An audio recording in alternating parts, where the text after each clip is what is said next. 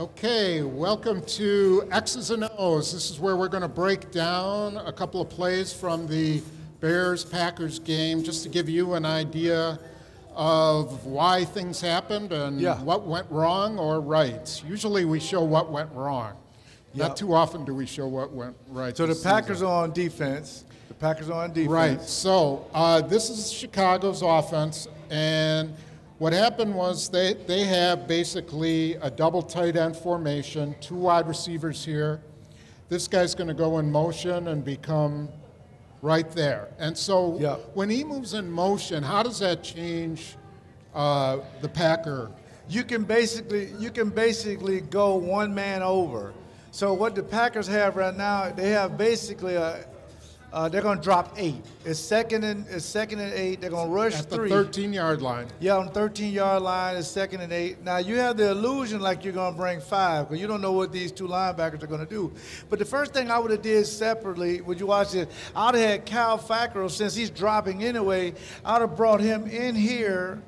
I'll move when I do it, and jam the tight end, just like Khalil Mack did on that one particular play. Jam him and slow him down. Now you got to focus on this side because you got 3 receivers that can get on you deep, quick.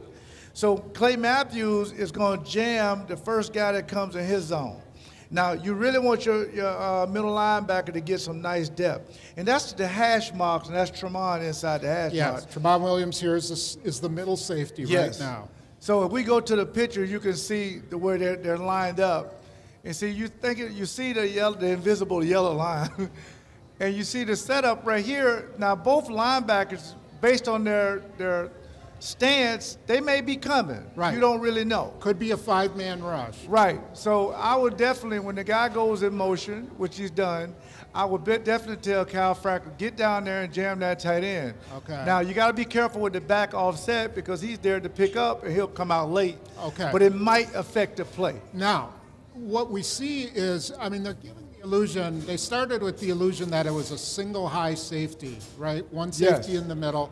Yeah. But as the ball is snapped, Josh Jones is going to move backwards. And let's go to the board. Yeah, yep. He's going to come back a little bit. Right. And why don't you discuss what Chicago's trying to accomplish with these 3 basically, Chicago's trying to flood the zone and let Mr. Trubisky figure out through his progression what's the better matchup. Now, you basically can get guys running through here. They could have been running something like this, but the Packers got it taken care of. They got everything taken care of with their rotation. Now you got Clay Matthews. He'll come right here and jam any guy right here, and he'll stay there. Right. Right. The same thing with Kyle Fackrell. He'll comes here. Stay right there, and you got Martinez deep. Now remember, you're rushing 3 guys. Okay. So you're dropping 8. So you would think, where's the best matchup? And they come backside. Now, if you're a coach, this is the perfect play call. Perfect defense. Perfect defense. Right? You want him to hold on to the ball and throw it into coverage because previously week he threw 3 interceptions, hoping he'll throw you one. And eventually these guys, you want them to just keep working and eventually try to get you a sack if possible. Or you could have, once Clay Matthews jammed these guys, him and Kyle Fackrell come on delayed blitz. Come in. That would be on the next progression. Which we'll see in our next play. That's exactly what Khalil Mack did. Right. Okay. And I think the Packers, they can learn off of that. So again, you got these guys going here. If you go to the second picture, you'll start to see the progression now. You see those 3 guys. Now, Clay does a great job. You see him getting his hands out. He's bumping Tyler Gabriel right there, jamming him. They're giving now. This is where you said Kyler Fackrell could have gotten a jam here and slowed him down a little bit. It really would have made a big difference. Now, if you look at Trubisky, he's looking to see where Tremont is, which is he sees him in the middle, and now that shows him they're in some kind of deep third. Now I can get the throw that I want because it seemed like to me that Josh Jones was a tad too deep, and he should be wider. Right. Because they got all thirds covered. So let's talk about what a thirds coverage is. He's going to drop back. He's a safety. He's going to drop back. This would be his third, right? Yep. Tramon Williams, other safety, his third. Yep, right? I think that was Breland. Actually, this is Breland. That's yeah. Breland. So he's going to come to his third. Now we have 1, 2, 3. Three. So third of everything's covered. Third. And This, you got guys, you I'm got 2 corners wide that's in the flat. They're in the flat. And really, you have 1, 2, 3, 4, 5 guys across. And 3 here. deep. There's And your 3 8 deep. people. Right. And it shouldn't be really anywhere to fit the ball on the 13-yard line, but it's supposed to be third, second and 8. If a guy passing your zone, you got to jam him if you're the up 2 guys. After that, you got to just move your feet. If a guy runs through your zone, you got to almost marry him after the first progression is gone. Like he can't throw it somewhere first, now he's looking. But in the same tradition, he sees the backside, oh, there's the matchup, because Jones is a little bit too, he should be wider. And we need to talk about Tony Brown over here. Yeah. So this is Jordan Howard, the back, and he starts Yeah. coming out here to sort of influence Tony drifting Brown, late. right? Yeah, yep. Now, Tony Brown in a zone, his job is what? Here. His job is to flat, but you want to play it deep to short. There's nothing in the flat. This is his responsibility. Yes. Jordan Howard. Yeah, but we'll rally up and tackle that. So I want you sitting back here, and you can always rally up on the third. Trust me, you got enough guys to rally up to take that. You got to try to protect this corner and give him some help, the safety. But again, Josh Jones should be way wider. Josh Jones is too deep. Now let's look at the next photo here. Now it's blurry, but just to give you an idea of where the receivers are coming. Here's one. Here's Tramon Williams picking up this guy. Yep. Here's Josh Jones, and he's too deep. He's too deep and if he's you too look far way on the inside. left, he's too deep. And here's Tony Brown. He's not deep enough. Right. And so go to the next one, Bill. And now you That's see a great picture how right wide there. open he is. And that shouldn't happen. No, not with 8 people dropping. But again, it's probably started with Fackrell jamming him.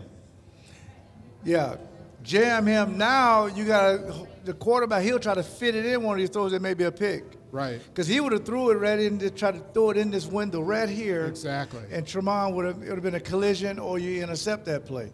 But you definitely don't want a guy wide open when you got drop 8. I love how you bring this all up all the time. It's alignment. Yeah, alignment, assignment, and execution. And alignment is what's wrong here. Too Right. deep, too short. Yep. Leaves this big gap right there. And there's Yeah, your you do touchdown. those 3 things, you'll never get beat. If it is, you can line up again if it's 3rd and 5, 3rd and 3, or then hold them to a field goal. But the touchdowns, the one that's driving Pettit wild. But this is a good call. Yeah. It's a good mix-up call, because most teams like the blitz down here. But you did, that's a good change-up. So I thought Pettit had a brilliant call, but the execution wasn't there. And that's something that's very disappointing. Yeah, if I'm an offensive coach who gets hired there, I'd have to think about hiring Patton, because he's done a pretty good job with I think he's done an excellent job, because sometimes, like I said, they sign a guy on Tuesday and he's in the lineup. So if he can get that guy prepared, it's definitely something you have to think about. Okay, and next we're going to look at Aaron Rodgers. So now we're going to show you a play from the Packers offense. This was 3rd and goal at the 9-yard line, 4th quarter, 3:14 to go. Yeah. And Packers were down 24-14 at this point. So they need a touchdown. They need a field goal or a touchdown, but they're so close. This is where you need a touchdown. Yes. And one thing, if you've watched our program, you know that if you're in red, it's usually not a good thing. Probably not. And or we need to watch you. Aaron Rodgers is in red here. So let's look at what the Packers have. Basically, they've got 3 wide receivers and Jimmy Graham, who's always considered a wide receiver because he's not really a tight end. Yep. And they've got this new fullback, Danny Vitale, here to block. Yep. What are the Bears in? What do you see Well, the from Bears that? have their traditional nickel defense in, but they do it in a way to where they got 3 linebackers in, and those linebackers are very active. They're very active because they give you the illusion, like the Packers did, that we're only going to rush 3. But Khalil Mack does something that I wanted Kyle Fackrell to do. But what I would have did different, though, if it was there, I'd have kept Jimmy Graham on doubles and bring him in motion and let him get a 2-way go, and these guys can do it inside and outside, or something that opens the middle up. It would seem to be a little bit too crowded down the middle because they had hurt Chicago down the middle a couple times. Okay, so in the same way that the Packers had flooded, the defensive backfield, the one thing I like about Fangio is he takes out the best player on offense. Yeah. So Davante Adams is going to run here. He's got a safety here. Yep. He's got a linebacker cutting him off here, and he's got a corner cutting him there. He's got 3 guys on Davante Adams. So you would think you got to beat the one-on-one. If you're Aaron Rodgers, you're thinking, okay, where's the best matchup? It's not here. So the best matchup is anybody that's one-on-one. And, Cobb kind of goes through here, but he works his way back here late. Right. And, Kumaro just goes off. But think about this. Now the middle is open.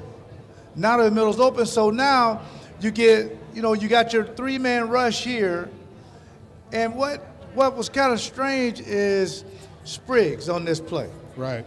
If you look at this play, Tom, okay, Khalil Mack comes in right here to jam Jimmy Graham. And this is a good move on his part because it disrupts it throws the timing rhythm. off of right. it. Yes, and it gives this guy, Smith some help.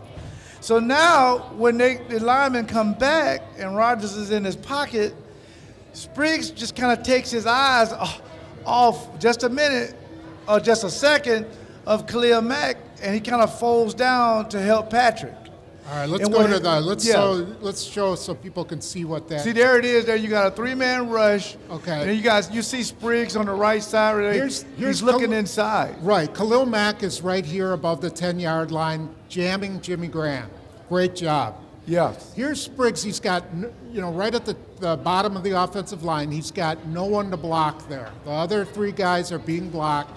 So he starts looking for work, as you always call it. Right, absolutely. But it's sort of like, just worry about Khalil Mack. Don't worry about anybody else. Yeah, they only got a 3-man rush. I mean, you got to keep and if that's the case, that gives Aaron one more progression to possibly go to Randall Cobb, who's worked his way open. Right. But he didn't have enough time to do that late. Let's go to the next one. And here now we're starting to see the routes on this side. Right. Kumaro, Randall Cobb's going to be doubled.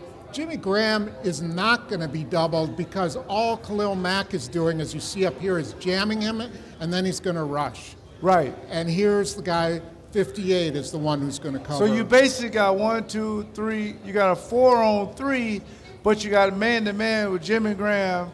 Has to beat Smith.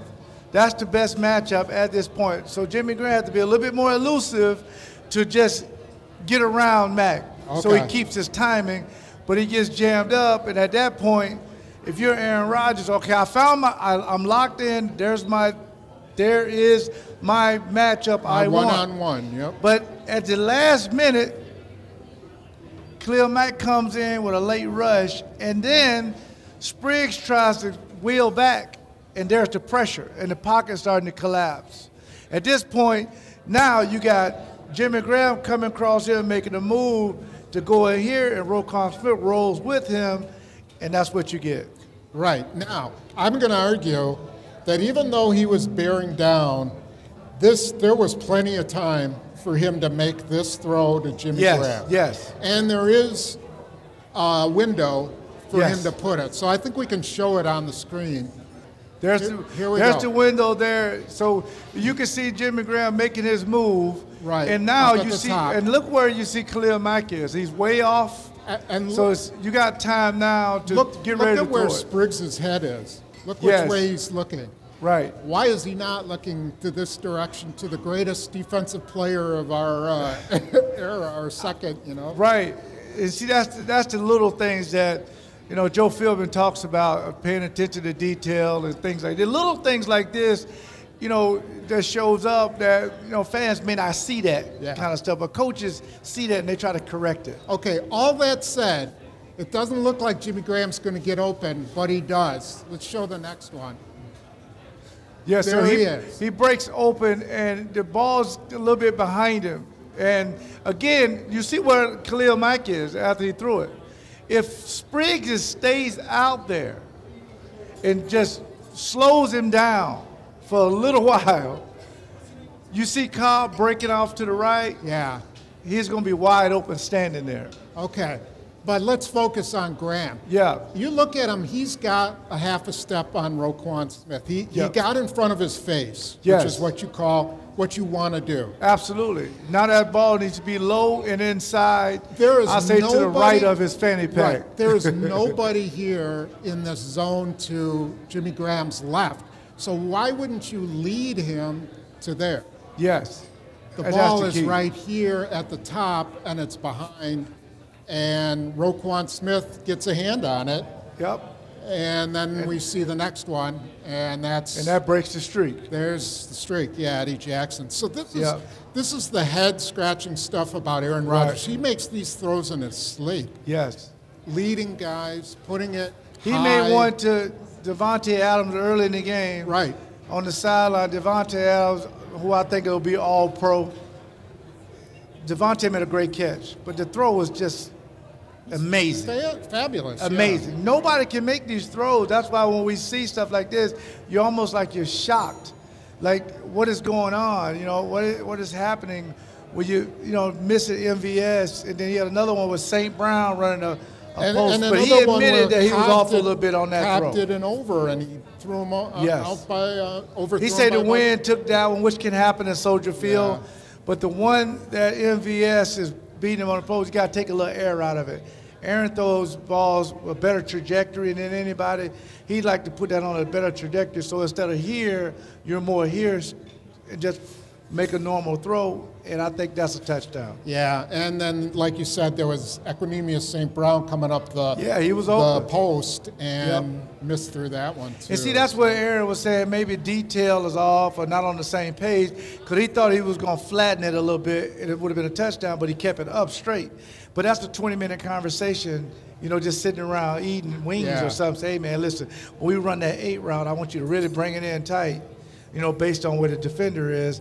And where do you want me to put it, on your hip, out front? And I'll put it there. Right. Wherever you want it, I'll put it, and we'll get more touchdowns. But that has to come better in time. But sometimes, maybe in the off season, we all get together, hang out, and I throw each guy 100 balls and find out which spots they want balls to get better chemistry. I also think the next offensive guy, coach, is going to have to simplify the offense so that guys like Equinemius St. Brown can play in this offense. Yes. So that they can play with Aaron Rodgers. It's not a matter of, Aaron Rodgers likes it here, he likes it there. Right. It's complete the ball. Find a way to complete the ball so that they can win games. The motto would be move the chains. Yeah. But I'll go back more a two-back system for extra protection, and then I'm going to work my best matchups. But it'll be more short to long. Gotcha. I think the efficiency will get better. And you'll still get Devontae Adams, who leads, I think he's tied for second in the league, 9 touchdowns. He'll get more touchdowns, but he'll be over 100 catches. Every year he'll have 114 catches. Yeah, that's what you want. Marvelous year. Yeah, he'll be all pro. Yeah. Okay, well, hopefully you learned something from that. If not, I hope you enjoyed it anyway. Yes. And thanks for being out at Potawatomi, and we will be back next week after the Jets game. Yep. Bye.